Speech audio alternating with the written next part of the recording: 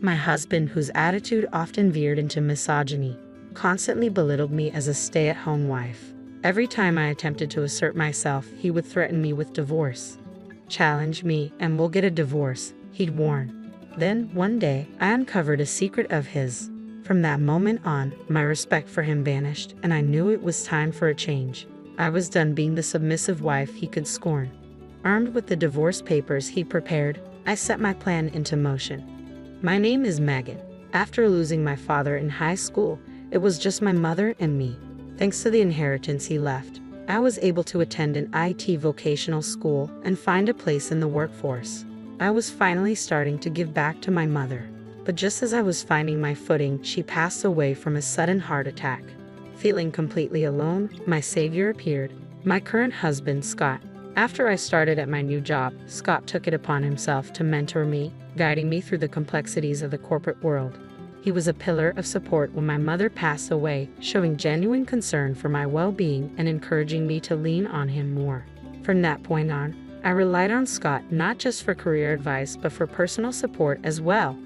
Scott was a constant presence in my life, always leading and reassuring. "Megan, you really can't imagine life without me, can you?" he would often tease. When we began dating officially, he proposed with a promise. "From now on, I'll protect you for the rest of our lives. Let's get married." Following Scott's suggestion, I left my job after our marriage to become a full-time housewife. My new role was to create a comforting home so Scott could focus on his work without distractions. However, living up to Scott's high expectations proved challenging, and I struggled to meet his standards and manage the household chores. "Hey Megan, what did you do all day?" my husband would ask, his tone often tinged with frustration. I cleaned the room, did the laundry, aired out the comforter, and went shopping for dinner. I also spent time making beef stew. "How is it?" I asked softly. "It's fine, but did you really clean properly?" "Why do you ask?" "There's dust on this shelf." "Oh, I must have missed that. I'll make sure to pay closer attention next time." "If you're home all day, you should make sure the housework is done right." I'm sorry." Scott continued to impose a superior-inferior dynamic in our marriage, just as he did at work. One day, he commented, "What's with this meat and potato stew? Is it not to your liking?" I asked, concerned. "Why is there pork in it? It's supposed to be beef." "In my family, we always use pork for this dish." "That's probably because your family couldn't afford beef," he said dismissively. "Are you implying that my salary isn't sufficient?" "That's not what I meant at all," I replied, trying to explain. Scott would harshly reprimand me whenever things didn't go his way, frequently belittling me for being the child of a single-parent family and lacking common sense. He began spending his weekends away from home. One day, I asked, "Hey, Scott, where do you go every weekend?" His demeanor darkened. "Why do I need to explain my plans to you? It's not about reporting. I'd just like us to spend more time together on weekends. You have the whole week to relax at home while I'm at work. Let me enjoy my days off the way I choose. I'm not asking you to take me out. I just want us to have some quiet time together." "That's exactly what I can't stand," Scott muttered as he stormed off to the bedroom. "I married a woman with no special talents and let her be a housewife. All you need to do is stay quiet and handle the chores." The next day, he handed me a piece of paper. It was a divorce notice with his name already filled in. "What's this?" I asked, shocked and confused. "You don't even know what this is. I guess single mothers don't teach their kids the basics," he replied dismissively. "Scott, are you saying you want a divorce?" "This is a warning," he said coldly. "It's because of that disrespectful comment you made yesterday. If you ever speak to me like that again, I'll divorce you immediately." "But why?" I asked, bewildered. When Scott made that comment, I was left speechless. With no family to turn to, I had nowhere else to go. Since then, I had no choice but to quietly watch him leave every weekend. One day, while cleaning the house as usual, I noticed his computer was still on. As I moved to turn it off, I glimpsed the screen and saw a hotel resort homepage. Could this be a couple's trip? I thought, a flicker of hope brightening my mood. Maybe, despite his harshness, Scott still cared about me. From that day on, I put extra effort into my housework, eagerly waiting for Scott to mention the trip. However, despite my anticipation, he never brought it up. Curiosity got the better of me, and I began checking the computer more frequently. The browsing history revealed that Scott was still searching for hotels. I started to wonder if he was actually planning the getaway for us. One day, while checking the computer again, I saw a reservation confirmation for a hotel on a booking site. The reservation was for the upcoming weekend. It seemed he had finally picked a hotel for us. Eagerly anticipating an invitation, I waited for Scott to mention the trip. By Friday, my patience wore thin, and I asked, "Scott, don't you have something to tell me?" He looked at me, a bit taken aback. "What are you talking about?" I hesitated to press him further about the trip. His mood soured, and he went to bed early. The next morning, I found him already dressed and ready. "Good morning, Scott. Why are you dressed up so early?" "Oh, it's nothing. I'll be leaving once I'm ready. I won't be home today," Scott said curtly before quickly preparing himself and heading out the door. What was going on? Had he changed the reservation? I checked the booking details and saw that the name in the companion section was no longer mine but another woman's. Companion, Lily, 25 years old. In that moment, everything became clear. Scott wasn't planning a trip for us. He was planning the getaway with a young woman named Lily. All my feelings of love, gratitude, and respect for Scott dissolved instantly. Acting swiftly, I decided to verify his affair. I went to the hotel where Scott had made the reservation. When I arrived, I saw him and Lily cheerfully entering the hotel. I made sure to take photos as evidence, firmly imprinting the scene in my mind. When I returned home, I thoroughly examined our computer. After some searching, I found text messages between Scott and Lily, along with photos of them together. Now I had the evidence to confront him. I decided to wait until he came back from his trip. Until then, I spent the day wandering aimlessly and later enjoyed the solitude of my empty house. Scott's usual scolding for my laziness seemed like a distant memory. The following day, I skipped housework, ordered takeout, and spent the day however I pleased. On Sunday night, Scott finally came home. "Welcome back. You're late, aren't you?" I greeted him from the sofa. His eyes widened at the sight of me lounging there. "What's going on?" he asked, bewildered. "What do you mean, what's going on? Why are you surprised to see me still on the sofa?" When I didn't greet him at the door, Scott's anger flared. His eyes fell on the delivery bag on the table and his frustration grew. "Hey, what's this? Living it up while I'm away?" he demanded. I sighed and replied, "And where were you staying this weekend, Scott? Were you having a good time? If you knew, you wouldn't be acting like this. Sounds like you want to see it again," Scott said, rummaging through a drawer. "Wait, it's not here." His anger erupted. "Where did you hide the divorce papers?" "They're gone." "What?" I asked, confused. Scott's frustration nearly boiled over at my response, but then he let out a sarcastic laugh. "So, that's it," he sneered. "You threw away the divorce papers because you don't actually want to divorce me, thinking I wouldn't leave you. You're truly clueless. It's a shame your mother didn't raise you better." "I don't understand what you're talking about," I said, bewildered. "So you're playing dumb now, huh? Fine, I can get more divorce papers from City Hall anytime. I'll just go get some right now."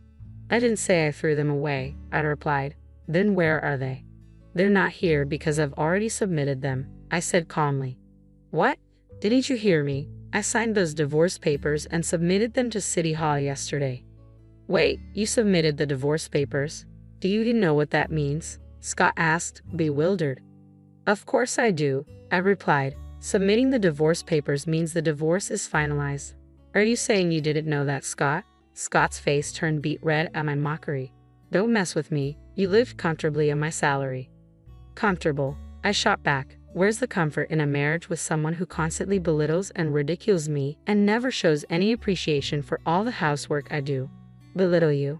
"Absolutely. As a housewife, you're clearly beneath me, the breadwinner. If you're going to act like this, I'm done. Go be on your own and see how foolish you've been. Get out right now." Scott erupted in anger, kicking me out and shouting. Anticipating this, I had already packed my bags. It was the right call. I grabbed my suitcase and left the house with a sense of pride. On impulse, I rented a weekly apartment and spent the night there. The next morning, I noticed an overwhelming number of missed calls from Scott. Just then, he called again. "Oh, what's up?" I answered. "Don't what's up me. Where are you?" "It's none of your business. We're not married anymore. Stop fooling around. The divorce papers you submitted aren't invalid."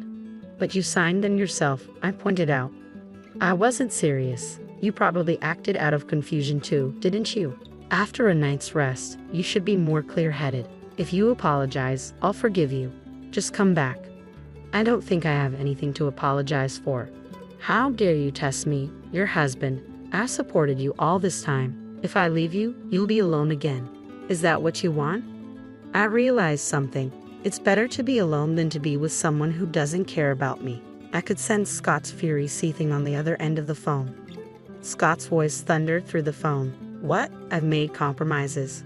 Fine. I don't care about you anymore. You'll regret this.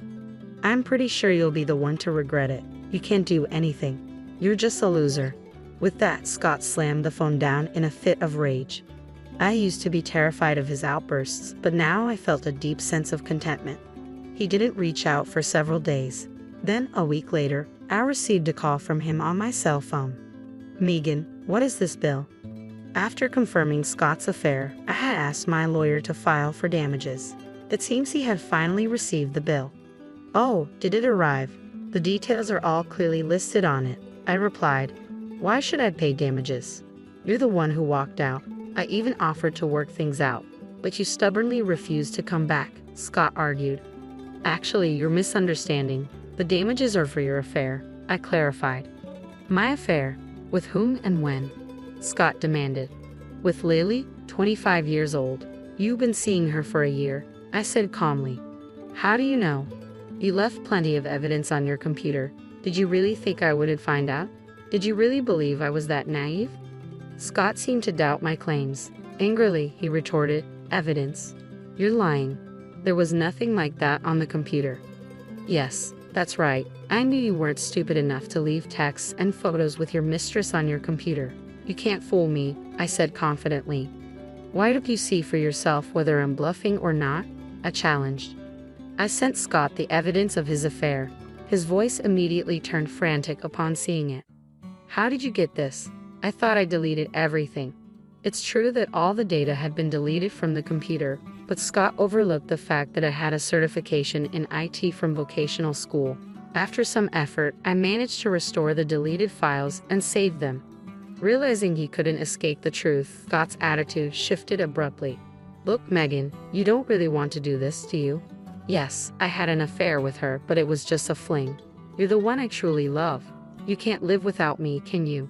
Scott pleaded.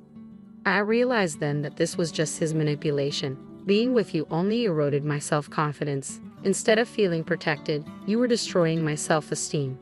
You're just playing the victim, Scott snapped. Without my salary, you wouldn't be able to survive. Sure, you get some harsh words now and then, but that's reality. I can't bear the thought of you, who betrayed me, enjoying yourself while I suffer. I'm holding you accountable for what you've done. That's what the damages are for. Scott finally recognized my resolve and reverted to his usual verbal abuse. Fine, I'll pay. I didn't realize you were such a spiteful person. I felt sorry for you being alone, so I got involved with you, but it was a huge mistake, Scott said, his voice dripping with disdain. Same to you, I retorted. You picked me because you thought you could control me. I should have seen that from the start. You're probably with your mistress, Lily, because she's young and obedient. Pay the damages and go be with her. You'll soon realize that you're destined for a lonely life. Despite his bravado, Scott transferred the agreed-upon amount of compensation to me as required by my lawyer. A few days later, he contacted me again. Megan, could you return some of the money to me? What? I exclaimed, unable to keep my voice down. I've never heard of returning a compensation fee. Besides, after paying the damages and dividing our property, you should still have plenty of savings left, right? Well, that's the problem. My savings are running low. I've swallowed my pride to ask you for help, Scott admitted. It turned out that Scott, having invited Lily to live with him, had given her his credit card for emergencies. However, she had started spending recklessly, depleting nearly all his savings. Desperate, he was now turning to me for assistance.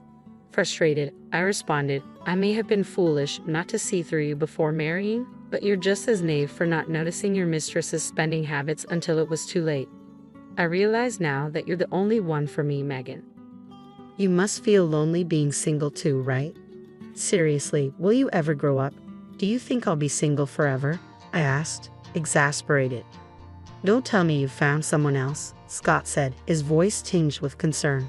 No, I haven't. and please stop comparing yourself to others. I replied. Well then, what is it? You don't have family anymore, right? He pressed. With the money my parents left me, I started a new business. I'm surrounded by great colleagues and I barely have time to feel lonely, I said confidently. You with no special skills starting a business. Scott scoffed. Are you still insisting on that? Can't you just admit that your negative attitude affects everyone around you? I countered. Me ruining? Scott's voice trailed off, incredulous. You belittle others until they lose their confidence and spoil your mistress until she gets out of hand. Unless you change your selfish ways, neither you nor anyone around you will ever find happiness, I told Scott firmly, rejecting him once and for all. After that, he never reached out again. It seems he realized that he could no longer look down on me now that I was successfully running my own business. Rumor has it that Lily dumped Scott immediately after draining all his savings. With his tendency to either belittle or indulge others without forming genuine connections, Scott will likely struggle to find a lasting partner. If anyone is destined for a lonely life, it's Scott, not me. With that in mind, I dedicated myself to my work once more. My husband Bob and I are in our second year of marriage. While I may not excel in many areas, cooking is my forte. Your cooking is really delicious, Bob once said. That compliment, given on the lunch I prepared for our first date, was what made me fall for him. After 6 months of dating, we got married, and I left my job to become a full-time housewife. About a year ago, my father-in-law passed away, leaving just my mother-in-law, Bob, and me living together. I had hoped we could experience some time alone as newlyweds, even briefly, but when Bob said, "Mom's been feeling vulnerable since Dad passed away," I couldn't refuse. Shortly after starting our married life, I realized my mother-in-law didn't like me. I had encountered bullies at my old job, but she was worse. She constantly found fault with everything I did. While I was cleaning, she would point out every tiny spot I missed and say, "What's this brown spot? Can't you see it?" Once, she forced me to try to remove an unremovable stain from the floor, making me scrub it repeatedly. I wasn't allowed to stop until Bob came home from work. She would wake me up in the middle of the night and demand, "We're almost out of plastic wrap. Go and buy some now. Otherwise, I won't be able to sleep just thinking about it." Since the grocery store was closed, I had to run to the nearest convenience store. If I tried to wake Bob, she would explode in anger, saying, "How dare you wake your tired husband? House chores are the wife's job." To avoid her wrath, I had no choice but to obey. These midnight errands were physically exhausting, but having my belongings thrown away or hidden was even more mentally draining. "I don't know where your stuff is. Maybe you left it somewhere," she would say whenever I couldn't find my things. It's awful to blame others for your own mistakes. I can never forget how shocked I was when I found my favorite cardigan in the trash can a few days later. When I told Bob what happened, he just sighed heavily. "Well, you can just buy a new one," he said. I also tried in vain to persuade him to talk to her. Not knowing what else to do, I bought a safe with the money I'd saved before marrying Bob. I kept my belongings out of her sight, especially my valuables, which I stored in the safe. It's crazy to distrust your own family like you do. I'd like to see the face of the person who raised you.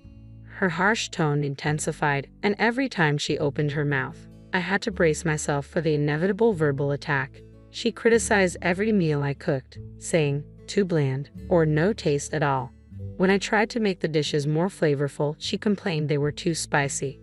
I began to doubt my cooking skills and couldn't help asking my husband for his opinion on the taste. "Mom has very strong food preferences. I think it's delicious," he said. Cooking, once a joy, became a chore. After a year of enduring my mother-in-law's bullying, I had an epiphany. Staying home all the time was the problem. Realizing this, I decided to start working part-time. I had quit my job to be a housewife as Bob requested when we got married, but if staying at home was this painful, I wouldn't have left it so easily. Despite a slight gap in my career, I was valued for my quick learning skills at my part-time job, and it simply felt good to be praised again. However, as I spent less time at home, my mother-in-law began to focus her harassment during breakfast and dinner times. She used to eat despite her complaints, but started leaving most of the food untouched, barely taking a bite before leaving the table. I lost count of the times she accidentally knocked over her soup bowl. When I swallowed my pride and asked her what was wrong with the meal, she'd laugh and say, "You think asking will solve everything, don't you? Why don't you try thinking for yourself?" I was left alone to clean up her leftovers at the dinner table. One day, my mother-in-law really crossed the line. While we were having dinner, she suddenly stood up, took her plate in her hand, and headed to the kitchen. As I looked up in surprise, our eyes met, and she smirked. "What?" By the time I realized what was happening, she had already thrown the meal I made into the trash can. "This is such an awful-looking meal. Even dog food would look better than this," she scoffed. I looked at Bob in disbelief, but he just ignored me and continued eating. I couldn't believe what I was seeing, so I rushed to the trash can. I opened its lid and stared at the ruined food. "This is terrible." I turned around to see Bob, but he wouldn't even look at me. She probably wasn't feeling well. He dismissed his mother's actions. How could she throw the food away right in front of the person who made it? I asked, growing more upset. Bob scratched his head in annoyance and said, "Look, I have work tomorrow. Unlike you with your part-time job, I'm a full-time employee working hard from morning to night. What's wrong with doing a part-time job?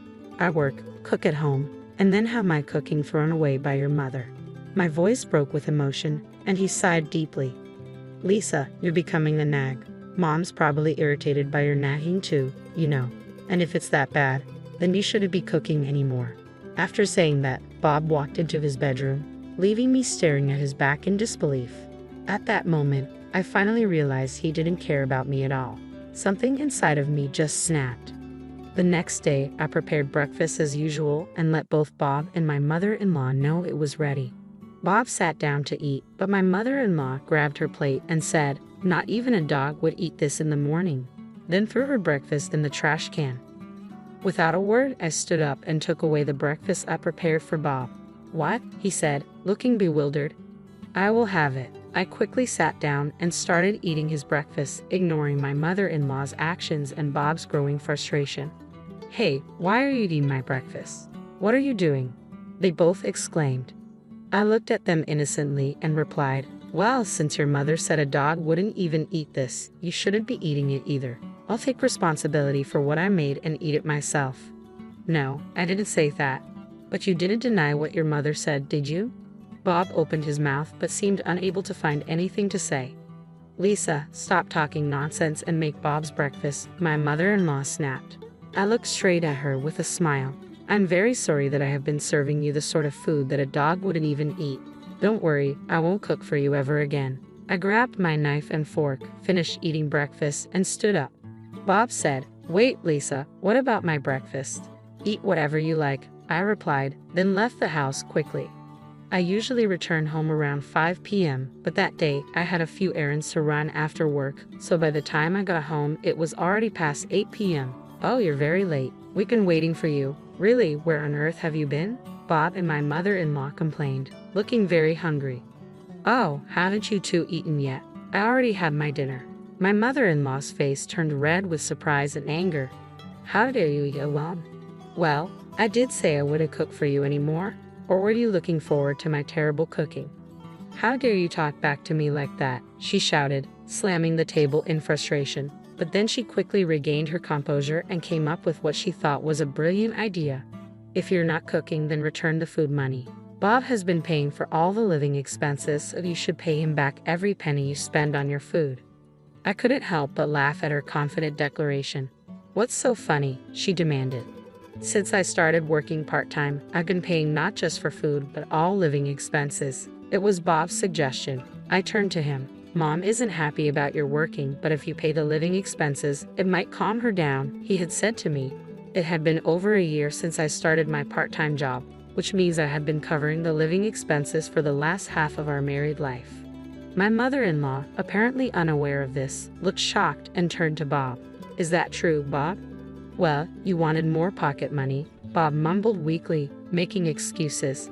He had me cover the living expenses so he could use the extra money for his mother's allowance. "You seem to have been spending quite a lot on extravagant meals." In the mailbox, I found a flyer for regular customers at an upscale restaurant. I had thought my mother-in-law made her own lunch, but after seeing the flyer, I had my suspicions and found some receipts from that restaurant in the trash. Shouldn't the proper thing be to pay back all the living expenses I've provided? After all, it was my hard-earned money. Don't worry, I'll be sure to bill you properly, I said with a bright smile to my mother-in-law, who was trembling with anger. Hey, what do you mean by billing? Bob, perhaps sensing something, turned pale and stood up. I want a divorce, and of course, I'll make sure I ask for alimony. Divorce? He muttered in shock, but then brightened up, thinking he found a flaw in my plan. Do you think you can afford to live on your own with what you earn from your part-time job? He probably thought I would struggle financially. About that part-time job, I've been offered a full-time position. What? I've also decided where I'll live. My actual plan was to commute from my parents' home for a while, I said, watching the realization dawn on him. I'll get my lawyer to handle the proceedings from now on. With those words, I went to my bedroom and grabbed the luggage I had packed the night before. Bob, still in shock, stood frozen by the dining table. I ignored him and walked past. Lisa, I'm sorry, he called out, making me stop and turn around. Sorry for what? What do you mean? I asked, exasperated. It was hard to take sides between you and Mom. I never said anything bad about your cooking, did I? He replied. He doesn't understand anything at all. In the end, I actually realized I had been blind. It's not about taking sides. You chose to say nothing when the food was being thrown away and when I was being harassed by your mother over and over. Despite my pleas, you never helped me. Your playing the victim doesn't change the fact that you hurt me. I reproved him. Bob started crying bitterly. Seeing the gravity of his sorrow, I quickly glanced at the pathetic man and headed toward the front door. As I reached for the door, my mother-in-law called out to stop me. I never intended for things to get this bad. I was amazed at how oblivious she was to the severity of her actions. I've looked after you all this time, and it's disappointing that the last thing I hear from you is such an excuse-like response. From now on, you won't have to worry about being caught for spending a lot of money on delicious meals. My mother-in-law stood frozen, her eyes wide open as if her breath had stopped. I returned to my parents' house, where they warmly welcomed me, already aware of my situation. According to my lawyer, everyone in the neighborhood knew my mother-in-law was incapable of household chores. Apparently, my father-in-law had managed the housework when he was still alive. After his passing, Bob, now my ex-husband, and his mother lived on takeout and eating out. To them, I was a convenient housekeeper to exploit. The news about our divorce quickly spread throughout the town. Eventually, it reached Bob's bosses and colleagues, causing him considerable embarrassment. Bob and his mother are now in financial trouble, having hardly saved any money and squandering it all. They are panicking over the alimony they owe me. Now that everybody knows about their mistreatment of me, finding a new housekeeper has become impossible. They can't even afford the kind of meals they used to have. Bob, unrelenting, kept texting and asking if we could get back together. I also received messages from my mother-in-law filled with excuses, but they were repetitive and uninteresting, so I stopped reading them. Now, I enjoy cooking for my family, making sweets and baking cakes on weekends. I often share my creations with my colleagues. Surrounded by those who appreciate my cooking, I believe this will help restore my confidence. With this new hope, my heart swells with anticipation.